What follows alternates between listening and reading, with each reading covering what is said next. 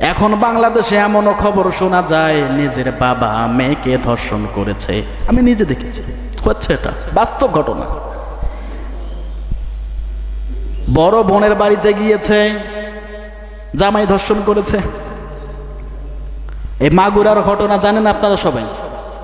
আসিয়া ছোট্ট মেয়ে, 8 বছর বয়স, বোনের বাড়িতে গেছে বেড়াতে, ধর্ষণের শিকার হয়েছে।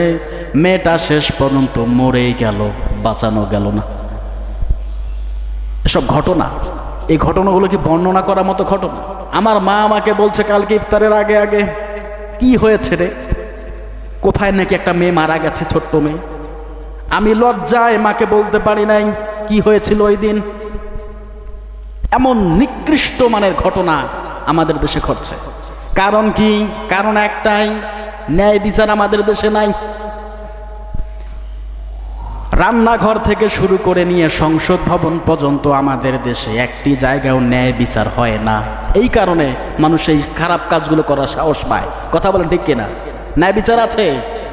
আসিয়াকে ধর্ষণ করা হয়েছে, মারা হয়েছে, নির্যাতন করা হয়েছে, অথচ ওই আসামিরা এখনো ঘুরে বেড়াচ্ছে। হয়তো তাকে জেলে আটক করা হয়েছে, আমি মেনে নিচ্ছি, এটাতে আমরা শান্তি পাবো না। যারা এর সঙ্গে জড়িত, যারা এর সঙ্গে প্রত্যক্ষভাবে জড়িত, বাইতুল মোকাররমের সামনে নিয়ে যান, তাদেরকে ফাঁসিতে ঝুলিয়ে তামাম পৃথিবীর মানুষকে জানিয়ে দেন এই পাপের শাস্তি, এদেরকে সবাইকে ফাঁসি দিয়ে মৃত্যুদণ্ড কার্যকর করা হলো। তাহলে এরকম অপকর্ম, নিকৃষ্ট মানের কাজ আর মানুষ করার সাহস করবে না। কিন্তু ন্যায় বিচার তো নাই।